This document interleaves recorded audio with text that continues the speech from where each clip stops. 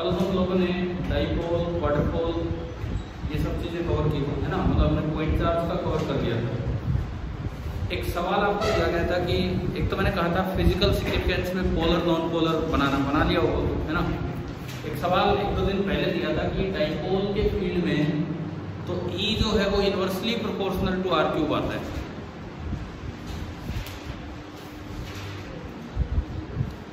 Dipole के field में जो E आता है वो inversely proportional to r cube आता है, जबकि कूलम्ब्स लॉ तो कहता है कि E प्रोपोर्शनल होना चाहिए किसके, आर स्क्वायर के। तो क्या वो कूलम्ब्स लॉ वायलेट कर रहे हैं कि फॉलो कर रहे हैं, क्या हो रहा है? वो दिया था ये सवाल एक दो दिन पहले, कुछ है इसका जवाब कि नहीं है? क्वेश्चन ये था ध्यान तो है ना आपको, सवाल कुछ क्या था कि जो कूलम्ब्स लॉ हमें कहता है कि पॉइंट चार्ज का जो E होता है, कूलम्ब्स लॉ हमें बताता है कि पॉइंट चार्ज का जो E होता है that is inversely proportional to r square, but E for a dipole that is inversely proportional to r cube, but still E dipole is following Coulomb's law। मेरा सवाल था कि क्या ये Coulomb's law को फॉलो कर रहा है कि नहीं कर रहा है, तो आंसर है कि ये तो Coulomb's law फॉलो करेगा, ये तो Coulomb's law फॉलो कर रहे हैं। पहली बात कर रहे हैं तो कहाँ कर रहे हैं, इसमें तो आर क्यूब दिख रहा है। देखो आर क्यूब दिखने का कारण क्या है कि Coulomb's law क्यों फॉलो कर रहा है, आप ये बताओ। जब ये फॉर्मूला आपने डेराइव किया, तो Q और माइनस Q का फील्ड अलग अलग लिखा था। अरे जब ये E का फील्ड निकाला था एक्सिस पे इक्वेटोरियल पे, तो Q और माइनस Q का अलग अलग लिखा था। तो उनमें नीचे डिस्टेंस का स्क्वायर लिया था कि क्यूब लिया था, स्क्वायर लिया था ना। बात ये है कि इन इट्स डेरिवेशन, इसके डेरिवेशन में आपने ये यूज किया था कि E एक पॉइंट चार्ज का जो होता है that is inversely proportional to r. Coulomb's law ये कहता है कि पॉइंट चार्ज का फील्ड इनवर्सली प्रोपोर्शनल होगा आर स्क्वायर। ये नहीं कह रहा सबका फील्ड इनवर्सली प्रोपोर्शनल। कोई बड़ी चीजें भी आपने ली, उनका भी अगर छोटा पॉइंट चार्ज मानोगे तो उनका जो फील्ड है वो इनवर्सली प्रोपोर्शनल होगा आर स्क्वायर के। लेकिन ऐसे ऐसे कई पॉइंट चार्ज हो, और हो सकता है कि सबका फील्ड इस तरह से वेक्टर एडिशन करवा रहा हो कि आर स्क्वायर वाली बात वायलेट हो जाए। जैसे आपने अभी हम पढ़ेंगे कंटिन्यूस चार्ज में, अभी पढ़ा नहीं है तो उसमें देखेंगे ये चीजें। तो पहली बात तो ये है कि कूलम्ब्स लॉ तो ये फॉलो कर रहा है क्योंकि इसके डेरिवेशन में पॉइंट चार्ज का जहाँ यूज किया गया वहाँ inversely proportional to r square का ही हमने यूज किया। फिर दूसरी बात ये आर क्यूब आने का क्या मतलब है? आर क्यूब आने का ये मतलब है कि अगर एक सिंगल पॉइंट चार्ज होता, मान लो आर डिस्टेंस दूर, सपोज आर डिस्टेंस दूर फील्ड है 8 न्यूटन पर कूलम, तो अगर मैं डबल डिस्टेंस पे जाऊं तो फील्ड कितना होगा? 1/r² यानी कि 1/4 डबल डिस्टेंस की 8 का 1/4 कितना हो जाएगा फील्ड? 2 न्यूटन पर कूलम। लेकिन अगर ये डाइपोल है, इससे r डिस्टेंस दूर अगर फील्ड है 8 न्यूटन पर कूलम, तो आप इससे 2r डिस्टेंस दूर जाओगे तो बताओ फील्ड कितना होगा? कितना होगा बताओ? इसके अकॉर्डिंग आपने डिस्टेंस डबल की, तो 1/2 का क्यूब कितना? 6, 2 का क्यूब 8/8 कितना हो गया? 1 न्यूटन पर कूलम। पहली बात तो ये कि इस पॉइंट का मतलब आ रहा है समझ कि अगर एक पॉइंट चार्ज अपने से r डिस्टेंस दूर 8 न्यूटन पर कूलम फील्ड फैलाता है, डबल दूरी पे उसका फील्ड तो होगा 2 न्यूटन पर कूलम। लेकिन डाइपोल का फील्ड अगर 8 न्यूटन पर कूलम है तो उससे डबल डिस्टेंस पे जाने पे डाइपोल का फील्ड कितना हो जाएगा? 2 नहीं बल्कि 1 और भी कम होगा। यानी कि डाइपोल का फील्ड फास्ट रेट से डिक्रीज कर रहा है as compared to the field of a point charge. ये हमें ये बताता है कि E of a dipole decreases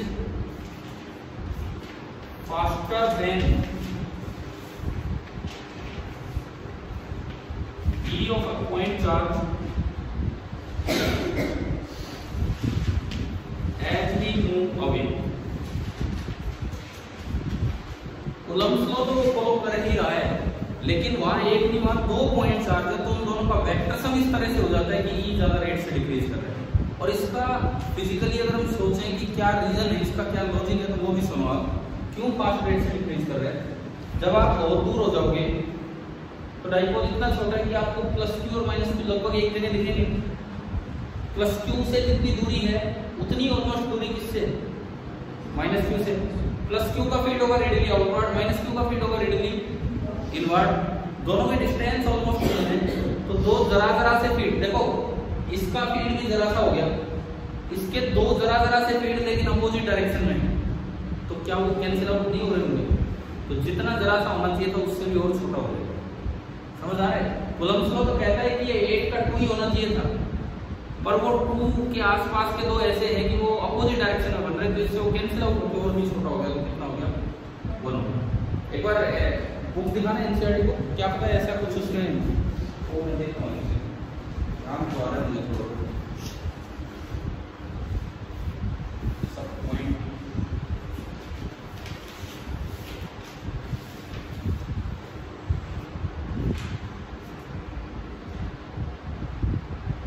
देखो पेज नंबर 46 पे पॉइंट्स टू काउंटर का पॉइंट नंबर 11, अगर बुक है तो निकाल दो। पेज नंबर 46 पे पेज नंबर 46 पे पॉइंट नंबर 11 एक बार पढ़ते हैं पेज नंबर 46 पे पॉइंट नंबर 11 मिल गया आपको? The electric field due to a charge configuration with total charge 0 is not 0। पहली बात तो इसने ये बताई, ऐसा कोई कॉन्फ़िगरेशन है उसमें अलग अलग चार्जेज है लेकिन टोटल चार्ज 0 है। ये तो डाइपोल है, डाइपोल क्वाड्रपोल यही कैटेगरी आती है, उनका फील्ड नॉन जीरो हम निकाल रहे हैं उनका फील्ड, ठीक है। उसके बाद but for distances large compared to the size of configuration, लेकिन अगर r बड़ा है 2a से, अगर आपका r बड़ा है 2a से, पढ़ तो सही जगह रहे हो ना, कभी कहीं और ही चल रही किताब है ना। But for distances large compared to the size of the configuration the field falls off faster than 1/r²। 1/r² से तेजी से डिक्रीज होगा। कि किस तरह डिक्रीज हो रहा है? डाइपोल का 1/r³, क्वाड्रपोल का 1/r⁴ बताया ना, तो इससे तेजी से डिक्रीज हो रहा है। टिपिकल ऑफ द 1/r² तो कहता है ये सिंगल चार्ज का होता है। An electric dipole is the simplest example of this fact. समझ आ गया है नहीं? मैंने उसी को थोड़ा और विस्तार पूर्वक बताया है यहाँ पे कि कूलम्ब्स लॉ तो सेटिस्फाई हो रहा है, लेकिन 2 का वेक्टर सम ऐसा हो जाता है कि उससे r² की जगह r³ आ जाता है। क्वाड्रपोल में 4 का वेक्टर सम ऐसा हो जाता है कि उसमें r² की जगह r⁴ चला जाता है। ऑक्टापोल में 8 का ऐसा हो जाएगा, नहीं पढ़ेंगे हम, बस नाम ले रहा हूँ, उसमें r⁵ चला जाएगा, लेकिन एक पॉइंट चार्ज का r² ही रहेगा, तो कूलम्ब्स लॉ तो सेटिस्फाई हो ही रहेगा। समझ आ गया? तो इस सवाल के साथ ये ऐड किया करो, कभी पढ़ोगे कहाँ से क्या दे रखा है। Page number 46 point number 11।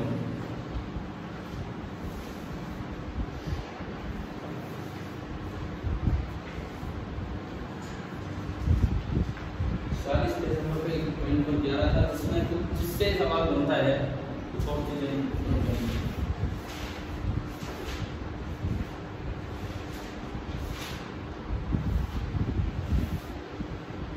कल 5 आए थे, परसों एब्सेंट थे, आज तक देख लिया वो लेक्चर?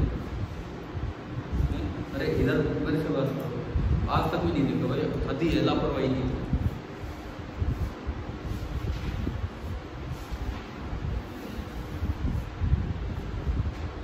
एक से जवाब नहीं मिला तो बाकी से तो मैं पूछ नहीं रहा, फिर वही पता नहीं चलो देखो।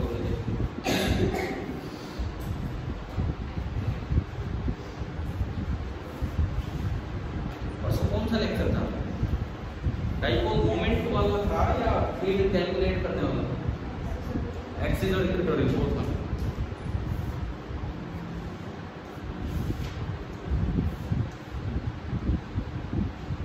चलो भाई, पॉइंट चार्ज का फील्ड कैलकुलेट करना तो हमने सीख लिया है ना। अब क्या आता है इसके बाद? एक सीक्वेंस हमारी चल रही है, लिख लिया? एक सीक्वेंस हमारी चल रही है। पहले हम जनरेशन ऑफ फील्ड देख रहे हैं, उसके बाद हम देखेंगे इफेक्ट ऑफ फील्ड। पहले हम देख रहे हैं जनरेशन ऑफ फील्ड और उसके बाद हम देखेंगे effect of field. Point charge या डिस्क्रीट चार्जेस का हमने देख लिया। अब आएंगे कंटिन्यूस चार्ज। कभी हमने पढ़े थे लैम्डा सिग्मा रो, पिछले पार्ट में पढ़े थे ना। तो नेक्स्ट हेडिंग अपनी ये होगी electric field due to continuous charges, और उसके अंदर फिर सब टॉपिक स्टार्ट होंगे। Electric field due to continuous charges.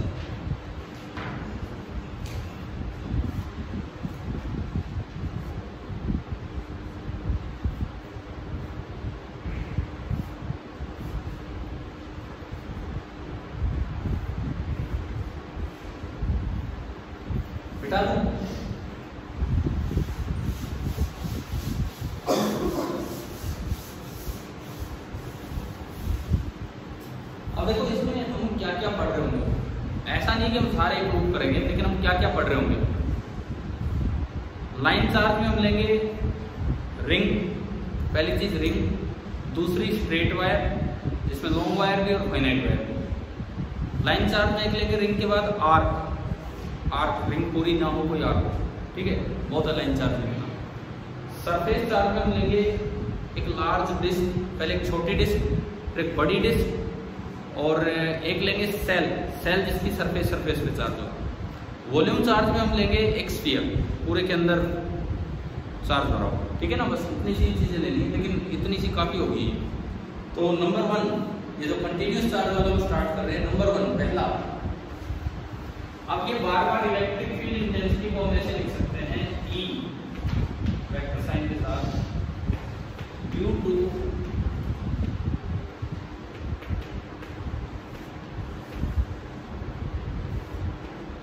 a uniformly charged circular ring.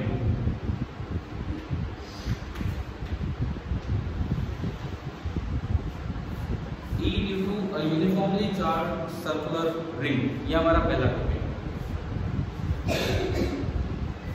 मान लो ये कोई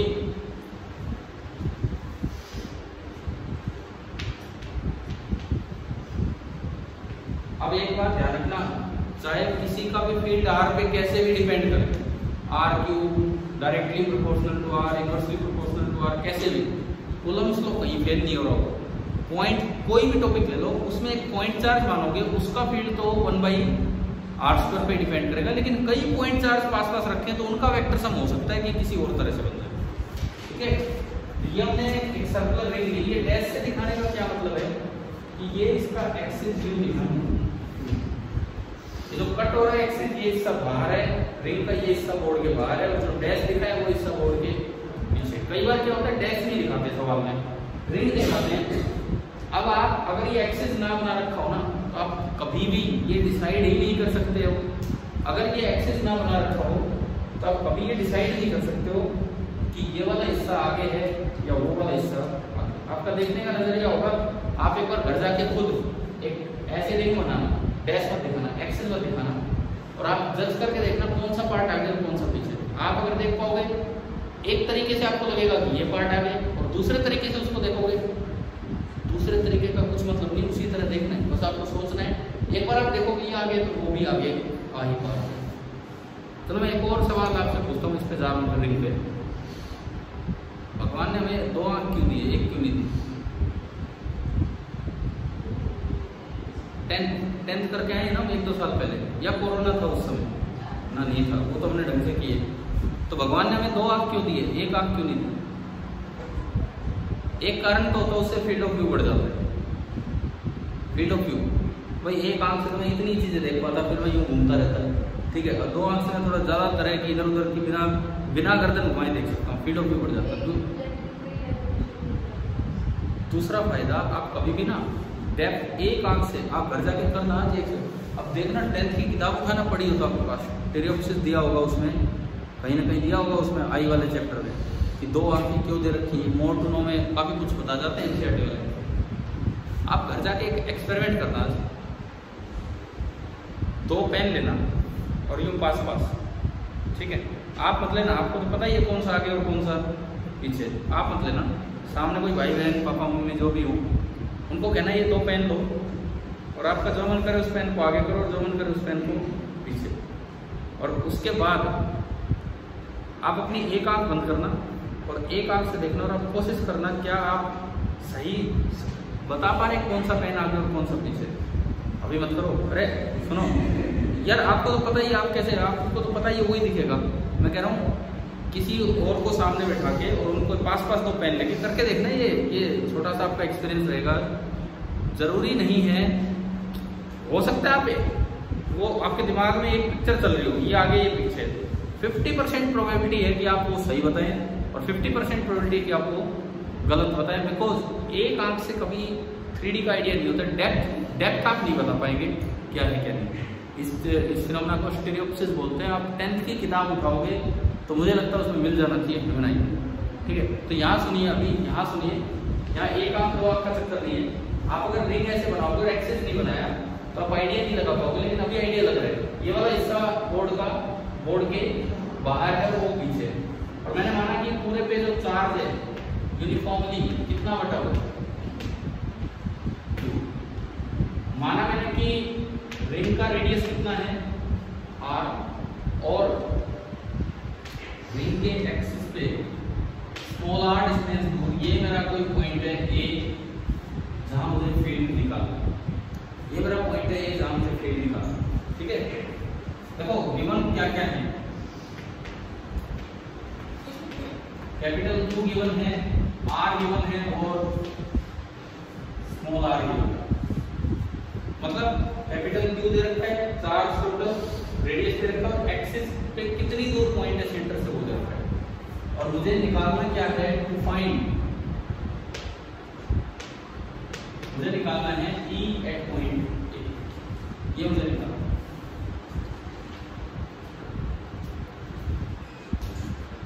तो मैं कूलम्ब्स लॉ से अपनी शुरुआत करूंगा, और तो मेरे पास तो लॉ ही नहीं फील्ड निकालने के लिए। देखिए कैसे करेंगे, आप एक कोई भी एक पॉइंट चार्ज बनाओ। हमने पढ़ा था कई पॉइंट चार्ज पास दे दो तो वो कंटिन्यूअस चार्ज बन जाता है। मैं अगर इस रिंग पे एक एलिमेंट मानूं, सबसे टॉप पे मैंने एक एलिमेंट माना है, छोटी सी लेंथ dl, छोटी सी लेंथ dl, या यूं कहें छोटा सा चार्ज मान लिया, जिसको मैं क्या कह सकता हूँ, dq कह सकता हूँ। बिल्कुल टॉप पे, ना बाहर ना पीछे, बिल्कुल टॉप पे जो बोर्ड पे है। इस dq की वजह से ये a पॉइंट कितनी दूर है, dq से a point under root of r square plus r square. ठीक है, तो भाई कूलम्ब्स लॉ, इस dq का जो फील्ड होगा रेडियली आउटवर्ड होगा। जब मुझे पता ही नहीं है कि चार्ज कैसा है तो मैं पॉजिटिव मानूं, तो इसका फील्ड रेडियली आउटवर्ड होगा।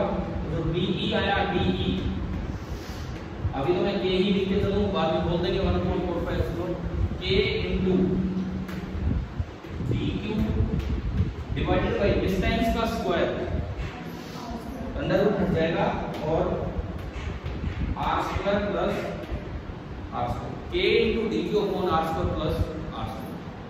क्या ये समझ आ गया? अब बताओ क्या इसका फील्ड कूलम्ब्स लॉ फॉलो कर रहा है कि अभी पता लग गया भाई इसका एक कोई भी एक पॉइंट चार्ज कूलम्ब्स लॉ के अकॉर्डिंग फील्ड दे रहा है, तो आप यहीं इसके ब्रैकेट में लिख दो बाई कूलम्ब्स लॉ, ताकि ये कंफ्यूजन ही ना आए क्लास में ये कूलम्ब्स लॉ फॉलो कर भी रहा है या नहीं। This is by Coulomb's law. हाँ, मैं ये नहीं कहता कि इसका वेक्टर सम जो आएगा वो भी r स्क्वायर पे डिपेंड करेगा, क्योंकि ऐसे ऐसे कई पॉइंट चार्ज होते हैं। क्या बात समझ आ रही है? ठीक है, dE आने के बाद E कैसे निकाले बताओ? क्या ये लिखना सही है कि गलत है? EA इंटीग्रल dE, बोलिए। एक पॉइंट चार्ज के कारण मैंने dE लिख दिया, पूरा E निकालना है, मैं इंटीग्रेशन कर दूं। क्या ये करना सही है कि गलत है? बताओ, इंटीग्रेशन का मतलब सम ही होता है। क्या ये करना सही है गलत है? हाँ, नहीं कर सकते। क्यों? किससे अलग होगा? एक भी पॉइंट से डिस्टेंस अलग नहीं होगा, किसी से अलग नहीं होगा। मैं दिखाता हूँ आपको। ये रिंग है, इसके बीच में एक्सिस मान लो, ऊपर वाले से distance under root r square plus r square, नीचे वाले से ये, साइड वाले से ये, इधर से नहीं, कितनी राइट ट्रायंगल बनेगी सारी घूमती चलेगी। एक राइट एंगल ट्रायंगल बन रही है, थोड़ा साइड में थोड़ा सा, तो डिस्टेंस तो हर एलिमेंट से सेम है, और डिस्टेंस सेम ना भी हो ना, आप ले लो कहीं भी पीछे पीछे ले लो, आप पीछे की तरफ। भाई ये रिंग है, एक बात बताओ, ये रिंग है, मैं इसके एक्सिस से r डिस्टेंस दूर गया, इसका रेडियस कितना है r, मैं बीच में इधर दे रहा हूँ साइड में कहीं कोई साइड में, ये r कैपिटल r, ये स्मॉल r, और ये पाइथागोरस से लगेगा, ये 90 डिग्री पे तो ये एलिमेंट कहाँ है रिंग पे चार्ज वाले, ठीक है। डिस्टेंस तो सबसे बराबर है। अब मैं आता हूँ दूसरी बात पे, इस सवाल का कोई लॉजिक ही नहीं है यहाँ कि डिस्टेंस सेम होगा तो इंटीग्रेशन कर पाएंगे और सेम नहीं होगा तो इंटीग्रेशन नहीं कर पाएंगे, वो तो बाद की बात है। अगर डिस्टेंस सेम होगा तो इंटीग्रेशन से बाहर आ जाएगा, और डिस्टेंस सेम नहीं होगा तो इंटीग्रेशन के अंदर आएगा। ये तो कोई लॉजिक ही नहीं था इस चीज में कि डिस्टेंस सेम होगा तो इंटीग्रेट कर पाएंगे, नहीं तो नहीं। और बताओ, बोलो भाई कोई। हाँ, इंटीग्रेशन हो सकता है यहाँ। देखो अब सुनो मेरी बात, इंटीग्रेशन केवल सम देता है, इंटीग्रेशन केवल जोड़ करता है, मैग्नीट्यूड को उठा के जोड़ देता है। एक का डी लिखा, दूसरे का डी लिखोगे, तीसरे का डी, चौथे का डी, इनफाइनाइट डी लिखे जाएंगे, सबको जोड़ दिया और समेशन बन गया इंटीग्रेशन। क्या ई वेक्टर क्वांटिटी है कि स्केलर क्वांटिटी? क्या ई वेक्टर है कि स्केलर है? वेक्टर। एक वेक्टर 5 का इधर 5 का इधर, रिजल्टेंट 10 आता है। कितना आता है? 0। 5 इधर 5 सामने, रिजल्टेंट आता है 5/2। 5 इधर 5 इधर, रिजल्टेंट आता है 10। यानी कि इंटीग्रेशन तो सीधा जोड़ करेगा। तो आपको एक चीज और चेक करनी पड़ेगी, क्या सारे एलिमेंट्स के डी सेम डायरेक्शन में हैं कि नहीं। अगर सभी एलिमेंट्स के डी सेम डायरेक्शन में होते हैं तो आप इंटीग्रेशन करके नेट ही निकाल सकते हो, नहीं तो इंटीग्रेशन तो मैं गुमराह कर रहा हूँ। समझ आ रहा है? समझ आया कि नहीं है ये पॉइंट? इंटीग्रेशन केवल मैग्नीट्यूड का सम कर देता है। स्केलर क्वांटिटी अगर ये होती ई, अगर ई एक स्केलर क्वांटिटी होती तो आप इंटीग्रेशन कर देते, कोई प्रॉब्लम ही नहीं थी। लेकिन ये ई कैसी क्वांटिटी है? वेक्टर। तो अब मुझे एक चीज चेक करनी पड़ेगी कि ये सही है या नहीं। उसके लिए मैं कोई और एक एलिमेंट मानूं। सपोज मैंने इसके डायमेट्रिकली अपोजिट एलिमेंट मान लिया, बिल्कुल डायमेट्रिकली अपोजिट एलिमेंट, उस पर भी चार्ज कितना? डी। इसकी वजह से दी ये डिस्टेंस तो वही होगी, √r² प्लस r²। इसका भी फील्ड तो उतना ही बनेगा, D by Coulomb's law, k × dq upon r² plus r²। लेकिन क्या सारे डी सेम डायरेक्शन में आ रहे हैं? कोई कहीं गया, कोई कहीं गया। मैंने तो 2 ही चेक किए। इसका मतलब सिंस और DE are not along same direction, so E at A will not be equal to integral of D. So E at A will not be equal to integral of D.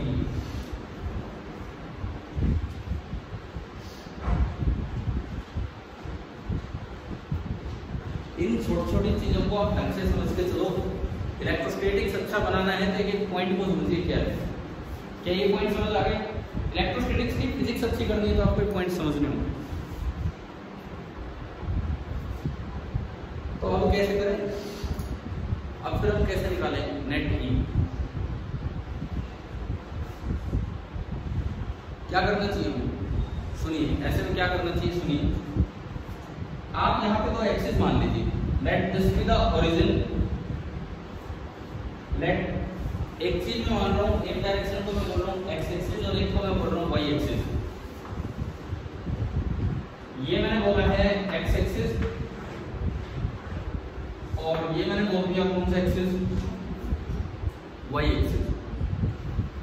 आप इन 2 की direction में एक चीज common देखो, जब आप टुकड़े करोगे तो x कंपोनेंट तो सेम डायरेक्शन में आएंगे और y कंपोनेंट अपोजिट डायरेक्शन में, है ना। मतलब जितने भी 2 डायमेट्रिकली अपोजिट पॉइंट मानोगे, जितने भी 2 डायमेट्रिकली अपोजिट पॉइंट चार्ज मानोगे ऑन द रिंग, उन सभी का x कंपोनेंट हमेशा सेम डायरेक्शन में मिलेगा और दूसरा कंपोनेंट कैंसिल आउट कर रहा होगा यहाँ पे अगर उस बात को मैं देखता हूँ here E at A this is equal to integral of DE का कौन सा कंपोनेंट, x कंपोनेंट। ये बताओ ये बात समझ आई है क्या? अब जितने भी एलिमेंट मारोगे ना सबके x कंपोनेंट तो आगे मिलेंगे, बाकी दो कंपोनेंट कैंसिल आउट हो रहे होंगे। यानी कि अगर मुझे नेट E चाहिए तो मुझे पूरा E नहीं जोड़ना, मुझे केवल E का कौन सा कंपोनेंट जोड़ना है, x कंपोनेंट। और ये जो DE जो आएगा और ये आ जाएगा अराउंड x एक्सिस, क्योंकि दूसरा कंपोनेंट कैंसिल आउट हो रहा है, क्योंकि दूसरा कंपोनेंट कैंसिल आउट हो रहा है।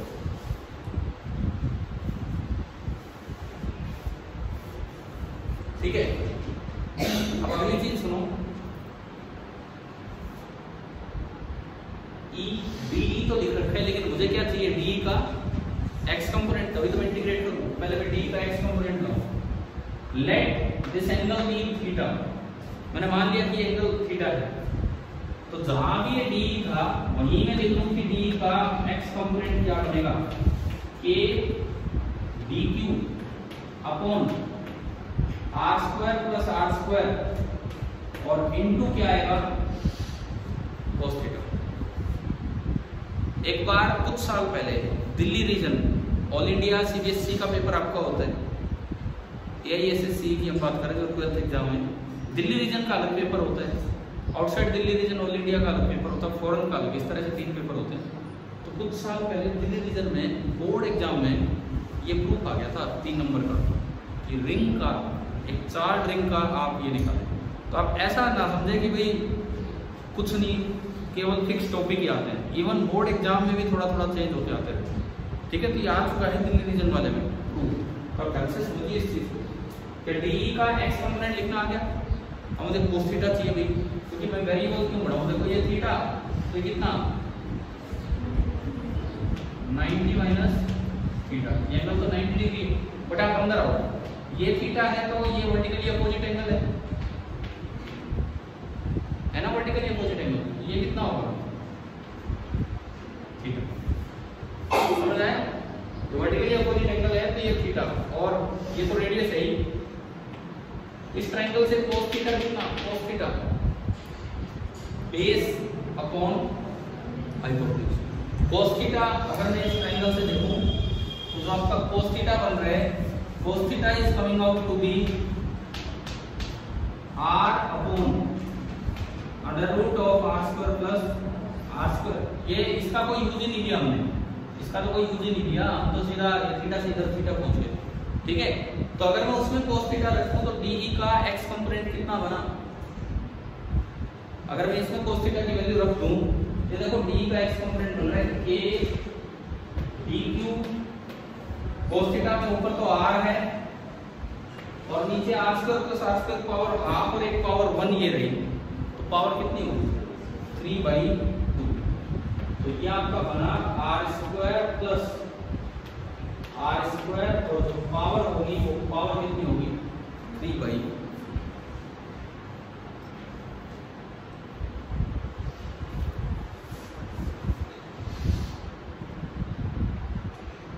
ठीक है, अब उसको उठा के यहां लेके आओ,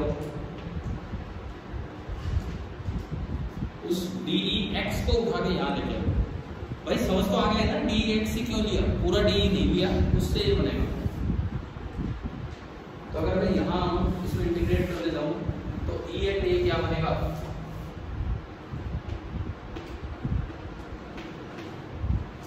E at A क्या बनेगा,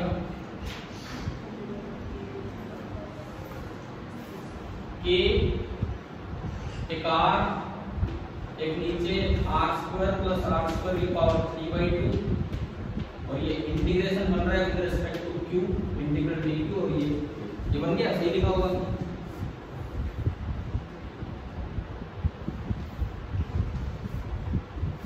ठीक है, E at A ये बना। क्या क्या कांस्टेंट है आप बताओ, आप ये देखा करो ऐसे नहीं, किसके रिस्पेक्ट में इंटीग्रेशन हो रहा है, q के रिस्पेक्ट में, dq के रिस्पेक्ट में, मतलब यहाँ फिर ये एलिमेंट फिर ये एलिमेंट, ये सारे कवर करने। इन अलग अलग जगह में घूमूंगा जिनमें क्या क्या कांस्टेंट है, k कांस्टेंट है, क्या r कांस्टेंट है, r तो सेंटर से दूरी है, तो फिक्स है क्या ये डिस्टेंस कांस्टेंट है क्या? तो शुरू वाला सवाल आपका कि अगर मैं रिंग के एक्सिस पे पॉइंट मानता हूँ तो रिंग के पेरिफेरी से सरकमफेरेंस वाली बाउंड्री से हर पॉइंट की दूरी क्या होगी? हर पॉइंट की दूरी उस पॉइंट से सेम है, तो क्या ये भी कांस्टेंट हो गया? तो इस Q के रिस्पेक्ट के इंटीग्रेशन में सब कुछ ही तो बाहर आ गया, ये बना a r upon r square plus r square की पावर 3/2 और इंटीग्रल dq। और इंटीग्रल dq कितना होता है? q। लेकिन इंटीग्रल dq तो q तब भी होता है जब चार्ज नॉन यूनिफॉर्म हो। इंटीग्रल dq का तो मतलब है टोटल सम q। तो फिर हमने ऊपर ये यूनिफॉर्म वाली कंडीशन क्यों लगाई? इंटीग्रल dq तो q तब भी होगा जब चार्ज नॉन यूनिफॉर्म हो, फिर ये ऊपर कंडीशन क्यों लगाई? सवाल आ गया समझ? क्या पूछ रहा हूँ? अरे इंटीग्रल dq का तो मतलब है टोटल चार्ज q, वो तो तब भी होगा जब ये नॉन यूनिफॉर्म हो, फिर ये कंडीशन क्यों लगाई हमने? इसलिए लगाई आपने बीच में इसके कंपोनेंट किए dx और dy, ऊपर नीचे वाले कैंसिल तभी हो पाएंगे जब चार्ज का बंटवारा कैसा हो? यूनिफॉर्म। जब जितना चार्ज यहाँ है उतना ही चार्ज यहाँ। अगर नॉन यूनिफॉर्म होगा तो ऊपर नीचे का बंटवारा नहीं हो पाएगा, ये कैंसिलेशन नहीं हो पाएगी। समझ गए हो ना? मतलब इंटीग्रल dq तो q हमेशा होगा चाहे यूनिफॉर्म हो चाहे नॉन यूनिफॉर्म, परंतु ये जो फॉर्मूला आया है अभी ये तभी लगेगा जब रिंग कैसी हो? यूनिफॉर्म होता है। मेरा जो फॉर्मूला बना फाइनली जो फॉर्मूला बना E, it is coming out to be k integral dq capital Q small r upon r square plus r square की पावर 3/2 और अलग से लिख लेना वेयर k इज 1/4 एप्सिलॉन। ये लास्ट में तो आपने डाल ही देना चाहिए वेयर k इज 1/4 एप्सिलॉन।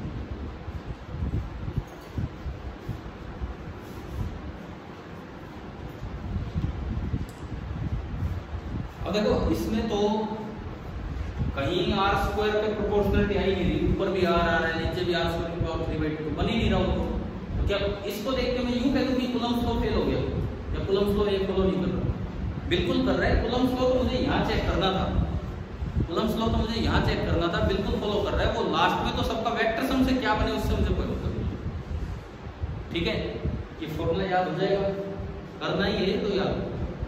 एक रिंग के एक्सिस पे जो फील्ड होता है E KQR upon r square plus r square की power 3/2 where capital R is the radius and small r is the distance on the axis। पूरा हो गया आपका? नोट हो गया? ठीक है, अब इसका एक्सिस पे वेरिएशन देखते हैं कि दूर जाने पे क्या होगा। सेंटर से मैं दूर जाता हूँ तो फील्ड का क्या होगा, अब वो देखते हैं। भैया बताओ ये प्रूफ किस किस को समझ आ गया? एक बार जस्ट हाथ ऊपर कीजिए। सभी ने कर लिया हाथ ऊपर, मतलब आ गया ना? कोई डाउट तो नहीं बचा इसमें? ठीक है, और मैं आपको ये भी बता रहा हूँ, कई बार बच्चे सोचते हैं ना बोर्ड में नहीं आते इस तरह के प्रूफ। कुछ साल पहले CBSE दिल्ली रीजन के पेपर में ये वाला प्रूफ पूछ रखा था 3 नंबर के सवाल। तो CBSE के लिए इस बात का कोई फर्क नहीं होता कि ये दिल्ली रीजन है कौन सा रीजन है, इससे कोई फर्क ही नहीं पड़ता। ठीक है, चलिए हम आगे बढ़े। अगला काम है कि ये अभी तो R मैंने फिक्स करके ये फॉर्मूला निकाल लिया। अब मैं variation of E with R लिख दो, ये हेडिंग इसी के अंदर वेरिएशन ऑफ टॉपिक कोई रिंग वाला चल रहा है, variation of capital E with small r के साथ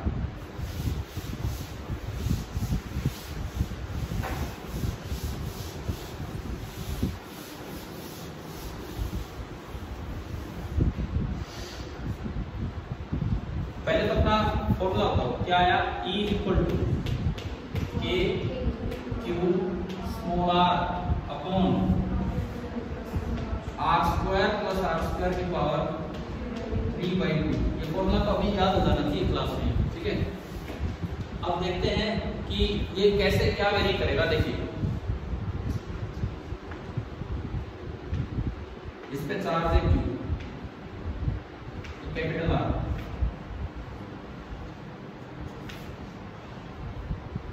सेंटर से मैं स्मॉल r दूरी पे ये E मेरे पास आ गया as a function of r। Graph जब भी बनाए एक डायरेक्शन को पॉजिटिव माना करो, let let this direction be positive. हमने ये तो देख लिया कि y वगैरह कंपोनेंट कैंसिल आउट हो जाते हैं, तो जो नेट फील्ड बनेगा वो कौन सी डायरेक्शन में बनेगा? इसी डायरेक्शन में बनेगा। ऐसे ही आप इधर आओगे, पॉजिटिव चार्ज से दूर की तरफ फील्ड बनता है, तो इधर फील्ड इस तरफ बनेगा। तो मतलब मेरी कन्वेंशन के अकॉर्डिंग इधर तो E कैसा लेना होगा मुझे? पॉजिटिव, और इधर उसकी डायरेक्शन पलट रही है तो E कैसा होगा? नेगेटिव। ठीक है, मैं आपको एक चीज यही बताता हूँ जो 1-2 महीने बाद आनी है। जब हम मैग्नेटिक फील्ड वाले चैप्टर में इस टॉपिक पे चलेंगे, एक करंट कैरिंग ऐसी वायर बनेगी रिंग इस तरह से, उसमें इधर भी मैग्नेटिक फील्ड इधर होगा और इधर भी मैग्नेटिक फील्ड इधर होगा, तो वहां दोनों साइड मैग्नेटिक फील्ड पॉजिटिव होगा, जबकि इलेक्ट्रिक फील्ड दोनों साइड अपोजिट होता है, तो एक पॉजिटिव और एक नेगेटिव डायरेक्शन की बात है ना।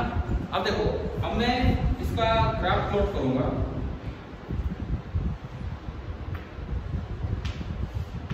अब E तो हमें दिख ही गया कि भाई वो पॉजिटिव भी हो सकता है, नेगेटिव भी, तो ये ग्राफ दोनों साइड जाएगा। इधर तो ग्राफ ऊपर बनेगा और इधर ग्राफ किधर बनेगा? नीचे, क्योंकि डायरेक्शन अपोजिट है।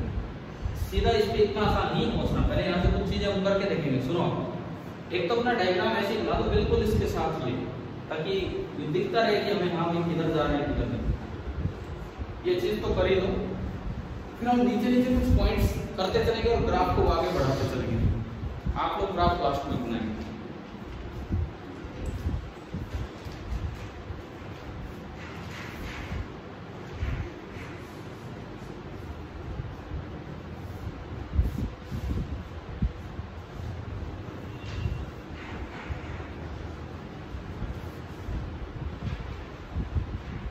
बना दिया?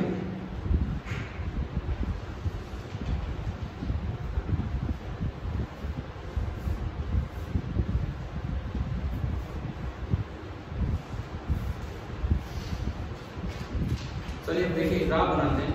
सबसे पहला case, first part at centre. सबसे पहले तो मैं सेंटर की बात करूं, तो सेंटर पे स्मॉल r कितना होगा? कि ग्राफ आप लास्ट में बना लेंगे, मतलब ये जगह बना दी है ना, इसमें प्लॉटिंग लास्ट में कर लेंगे। अब इसके नीचे 1 2 3 ये केसेस बना दीजिए। पहला केस एट द सेंटर, सबसे पहला केस हम ले रहे हैं at the centre. At the centre small r कितना हो जाएगा? तो स्मॉल r 0 रखने पे बताओ E कितना आ रहा है?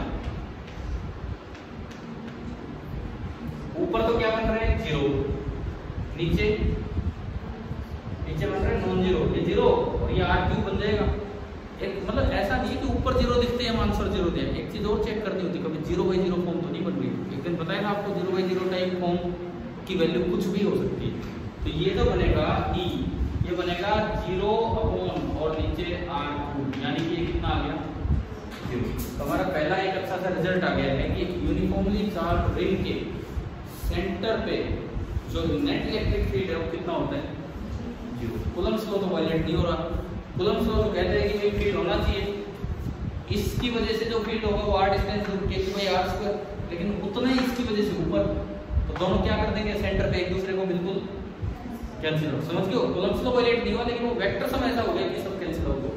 तो ये पहला रिजल्ट है मेरे पास कि एट द सेंटर 0, मतलब मेरा जो ग्राफ बनेगा ना वो 0 पे 0, यहाँ से कुछ शुरुआत। आप मत बनाओ बीच में ग्राफ, मैं तो आपको जोड़ जोड़ के ग्राफ बनाऊंगा, आप लास्ट में बनाना। पहले उसके नीचे पॉइंट्स बनाओ। पहला पॉइंट हो गया आपका, ठीक है। दूसरा पॉइंट 4r बहुत छोटा दिया मैंने और बिल्कुल ही पास, ये है points very near to centre. ये है points very near to the centre, centre के बहुत पास आपने पॉइंट्स किए। अब देखो, अगर r बहुत छोटा है तो r² + r², तो r के स्क्वायर को तो मैं इग्नोर कर ही पाऊंगा, तो ये कितना लिख सकता हूं? r²। उसमें जब आप r² रखोगे तो ये r³ बना नीचे। आपका जो E आया, आपका जो E निकल के आया वो आया K capital Q upon r³ और इनटू r। बताओ ये समझ आ रहा है? इसकी जगह वो रख दिया r³ बना। समझ आ रहा है क्या बने? इसका मतलब इन बहुत पास वाले पॉइंट्स के लिए E डायरेक्टली प्रोपोर्शनल है किसके? R के। ये तो कईयों का दिमाग ही खराब कर देता है, कुछ दूर जाने पे फील्ड बढ़ रहा है। अरे E directly proportional to R का क्या मतलब है? डबल डिस्टेंस पे गए तो फील्ड डबल हो गया। कहते हैं कूलम कहां चला गया? कूलम कहता है कि डबल डिस्टेंस पे जाओगे तो फील्ड तो 1/4 होना चाहिए। अरे छोड़ो ना भाई इसको, वो तो वेक्टर सम होके ऐसा बन रहा है। कूलम्स लॉ तो बिल्कुल सही है, लेकिन वेक्टर सम होके ऐसा बन रहा है क्योंकि आप बहुत पास हो तो सारे कैंसिल आउट होते जा रहे हैं, फील्ड होगा कैंसिल आउट होगा। ध्यान से सुनो एक बार, आप थोड़ा दूर गए, थोड़ा सा दूर, इसका फील्ड भी थोड़ा कम हुआ, इसका फील्ड भी थोड़ा कम हुआ, पर उनकी लड़ाई भी कम होगी। यहाँ क्या था? इससे दूरी कम है, यहाँ गए तो इससे दूरी ज्यादा हुई। तो कूलम्स लॉ के अकॉर्डिंग यहाँ इसका फील्ड ज्यादा था, लेकिन फिर भी नेट फील्ड कम था। क्यों? इसकी लड़ाई हो रही थी इससे। लेकिन जब थोड़ा आगे जाएंगे तो समझौता होता जा रहा है, उनकी लड़ाई कम हो रही है, समझौता हो रहा है, तो चाहे दोनों का फील्ड थोड़ा कम हुआ फिर भी नेट फील्ड ज्यादा हो गया। इसीलिए ये डायरेक्टली प्रोपोर्शनल आया किसके? आगे। ऐसा नहीं कि खाली मैथमेटिक्स है, आप इसकी फिजिक्स को समझिए कि क्या है। समझ पा रहे हो? सेंटर पे तो मतलब बिल्कुल ही तगड़ी लड़ाई हो रही थी, बोल तू आजा कैसे आएगा देख लेंगे, और सारों का तगड़ा तगड़ा फील्ड था, उसका भी बहुत ज्यादा, इसका बहुत ज्यादा, लेकिन सब कट पिट के कैंसिल हो गए, जीरो, कुछ नहीं बचा। थोड़ा आगे जा रहे हो, सबका फील्ड थोड़ा कम हो रहा है, दूरी बढ़ती जा रही है, लेकिन समझौता होता जा रहा है, यानी फील्ड बढ़ता जा रहा है। इसलिए आ रहा है E directly proportional to R। लेकिन ये थोड़ी ही दूर तक है। तो अब जो ग्राफ थोड़ी दूर तक, अभी आप मत बनाना ग्राफ, पास में बनाना, लेकिन सुने थोड़ी दूर तक ये ग्राफ ऐसा बनेगा, थोड़ी दूर तक। देखो मैं बहुत दूर नहीं गया, बहुत दूर नहीं गया, जरा जरा से। अच्छा इधर नीचे क्यों बनाया? क्योंकि इस साइड फील्ड की डायरेक्शन ये है और ये डायरेक्शन हमारी कन्वेंशन के अकॉर्डिंग अपोजिट। समझ आ रहा है? एनालिसिस क्लियर हो रहा है? ग्राफ पे लास्ट में जाना, ये कर लो, ये कर लो अगर नहीं किया है तो। दूसरा पॉइंट ये,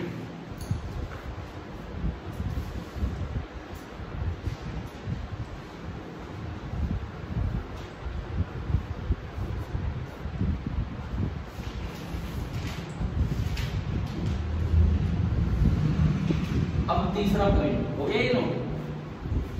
थर्ड पॉइंट इसी को पलट दो, मैं भी इसी चेंज करूंगा। और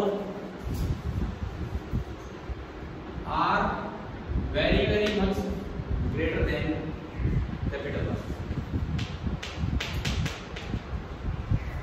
यानी कि points far away from the center, points far away from the center। तीसरा मेरा पॉइंट किया है। इस बार थोड़ी सी अल्टरनेटिव हो जाएगी।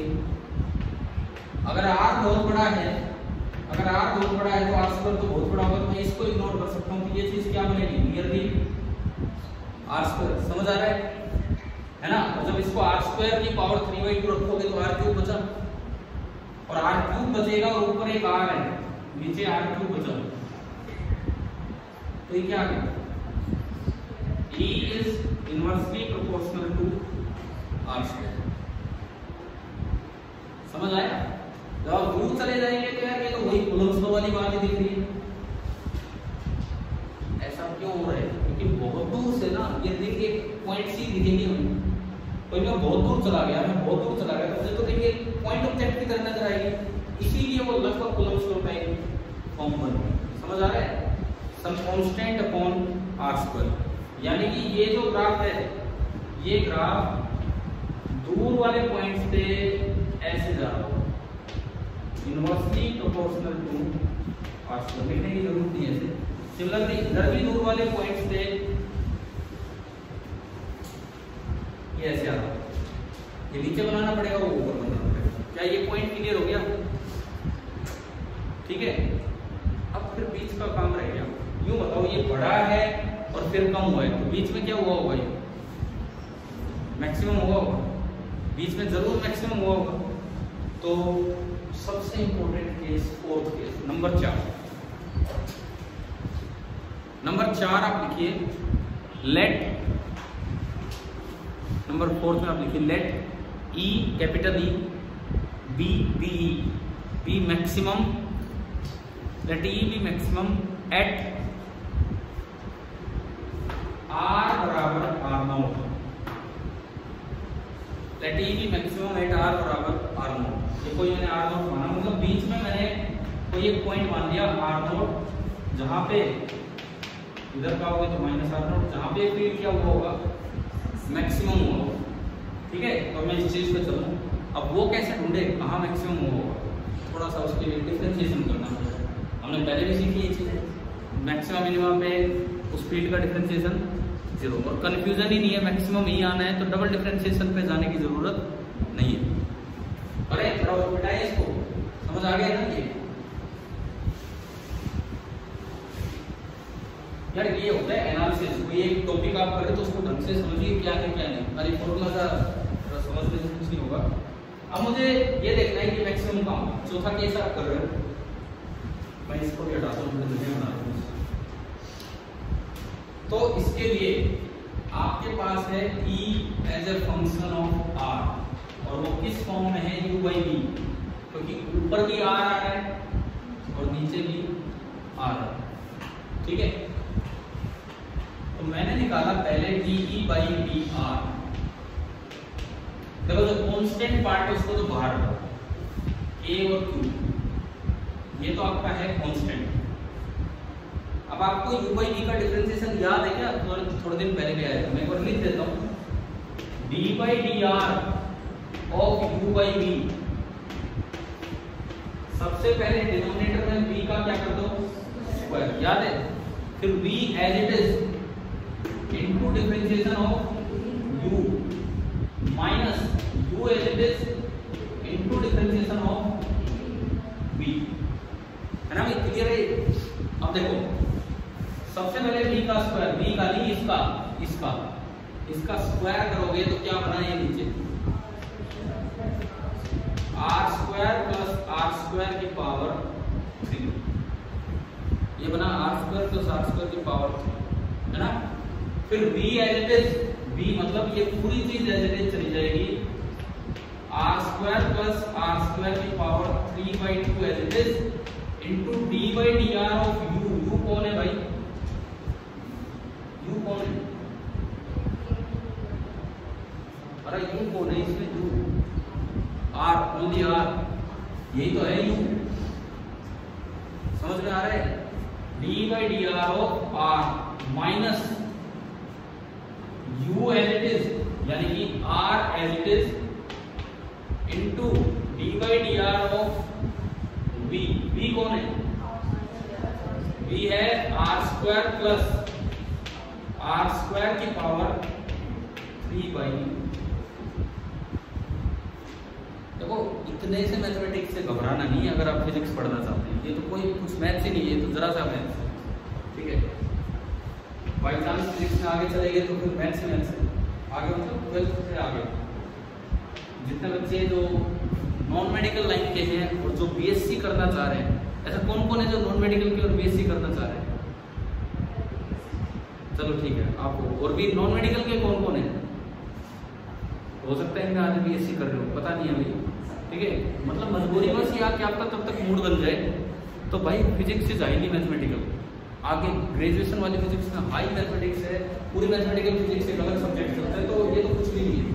अब सुनो इसको आगे बढ़ाओ, के क्यू अपॉन, ये तो बाहर करो, r square plus r square का क्यूब, ऊपर देखो यहाँ r square plus r square की पावर 3/2 और dr बाई dr कितना, dr by dr 1 minus r as it is, chain rule लगाओ यहाँ, चेन रूल, इसको ढक लो, पावर 3/2 आगे लाओ, पावर में से कम कर दो, 3/2 पावर आगे लाए और पावर में कम किया तो r square plus r square की पावर 3/2 में से एक कम किया तो कितनी बची, 1/2 और इनटू चेन रूल लगाओ, जो आपने ढका था उसका दोबारा डिफरेंशिएशन आता है ना, ये करना आता है कि नहीं आता, बताओ आता है कि नहीं आता चेन रूल, है ना।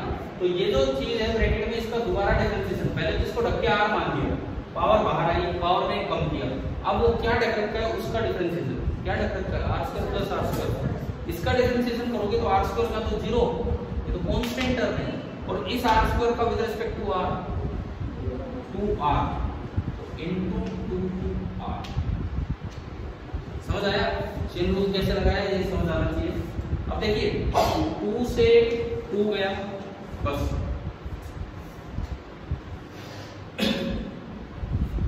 आ रहा है ना समझ गया। अब समझो आप ये r² प्लस r² की पावर है 3/2 और ये r² प्लस r² की पावर है, तो अगर मैं 1/2 पावर कॉमन ले लूं तो ये तो यहाँ तो गायब ही हो गया सब कुछ, और यहाँ 1 प्लस 1/2 पावर अगर प्लस हो रही तो प्रोडक्ट हो रहा है, तो मैं इसको यूं लिख सकता हूँ r² प्लस r² की power 1 into r² plus r² की पावर हाफ, और वो पावर हाफ और पावर हाफ कॉमन है। समझ आया? तो ये आपका बना k³ r² प्लस r² की power half upon r² plus r² की पावर 3। अब बताओ ये अंदर क्या बचा? यहाँ तो पावर 1 बची, r² प्लस r², इसमें बता दो क्या बचे? एक 3 तो मुझे दिख रहा है, और बताओ r और r² तो मेरा जो dE/dr निकल के आया, देखो ये पावर आपको नीचे ले जाके घटा दो, क्योंकि नीचे पावर 3 है, 3 में से पावर आप घटाओगे तो 2.5 पावर बचेगी नीचे 5/2। तो ये बचा K∗Q upon r² plus r² की पावर 5/2। ये बचा। ऊपर बता दो यार क्या बचा है? एक तो r² और एक माइनस का 2r², एक r² और एक माइनस का 2r। ठीक है, इतना फर्क है, इतना लिखो। उसके बाद for e to the maximum d/dr कितना होना चाहिए? 0। ये लाइन लिखते हैं। इसके बाद ये होने के बाद for e to be maximum, अगर आप e को मैक्सिमम चाहते हैं तो dE/dr को कितना करना होगा? 0। dE/dr को 0 करके r निकाला, वही आपका r नॉट होगा, वही आपका r नॉट होगा।